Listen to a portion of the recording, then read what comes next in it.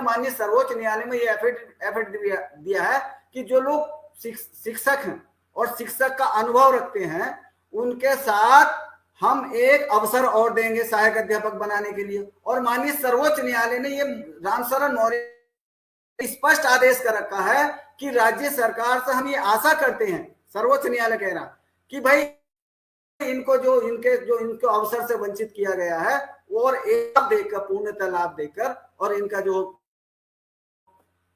मदद करिए।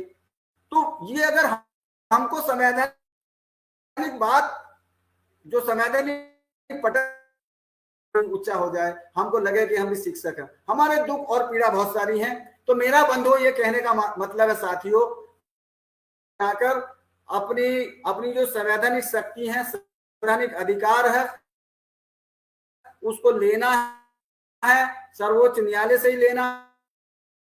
वो बार बार स्टेट भी बार बार समाज भी ये कह रहा है ट्रेन है, जबकि एनसीटी ने हमको सर्टिफिकेट दिया है, भारत सरकार ने हमको सर्टिफिकेट दिया है, क्वालिफाइड है। तो ये पहचान बनाने के लिए आपको दोबारा से उच्च न्यायालय में जाना पड़ेगा, और उच्च न्यायालय में जब जाना पड़ेगा तो उसके लिए हमें ड्राफ्टिंग करानी पड़ेगी और आपको एविडेंस देना है। घर बैठे निराशा को निकालिए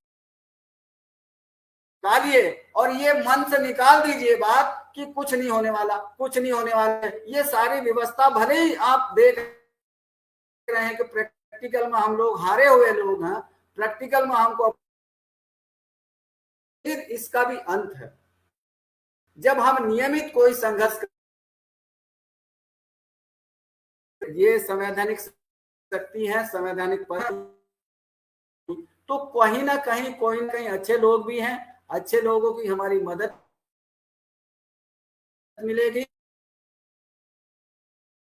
तो मेरा निवेदन है कि जितनी भी आप आधार नंबर और जितनी भी आपकी क्वालिफिकेशन है, जितने भी सर्टिफिकेट है, वो व्हाट्सएप नंबर दें। हमने एक ड्राफ्टिंग कराया उच्च न्यायालय में जग्गोदेवी यूनियन ऑफ इंडिया केस को कि हमको रेगुलर होने का अधिकार है, हमको सहायक अध्यापक बनने का अधिकार है। ये सर्वोच्च न्यायालय का 20 दिसंबर को आदेश आ चुका है और इस आदेश का हमसे कनेक्शन थोपा गया है।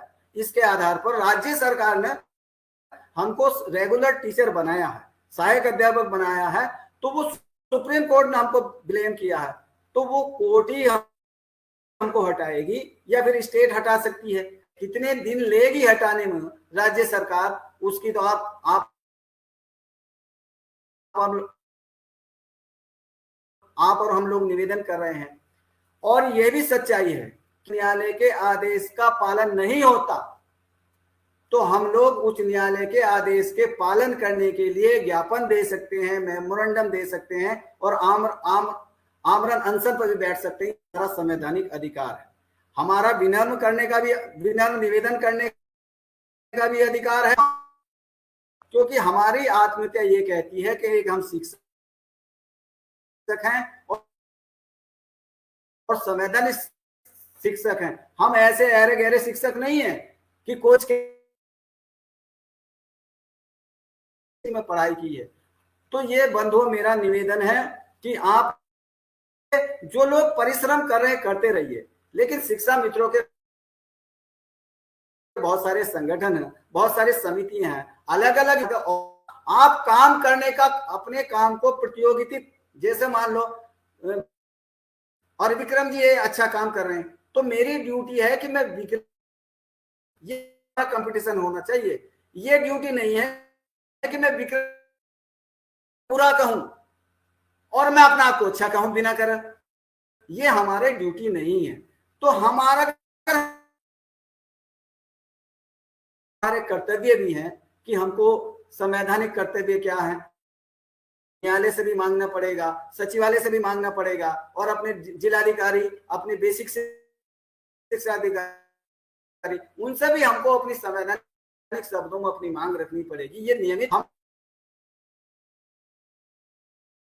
जब तक हमको राज्य सरकार देगी तो वो उनकी स्वेच्छा होगी और अपने अधिकार को लिखवा तो नहीं सकते, तो निवेदन करने की भी हमारी नियमित ड्यूटी है और हताशा और निराशा से हमको निकलना चाहिए।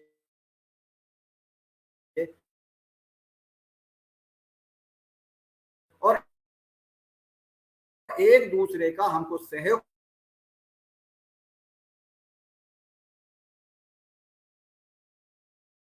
की बात करने को, हमारी संवैधानिक अधिकारों की बात करने पे ये चर्चा नहीं होगी, संवाद नहीं होगा, तो आप अपने अंदर घुटोगे। मैं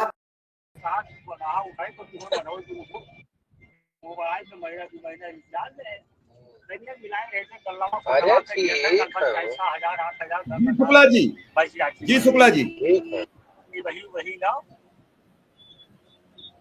शुक्ला जी बताइए।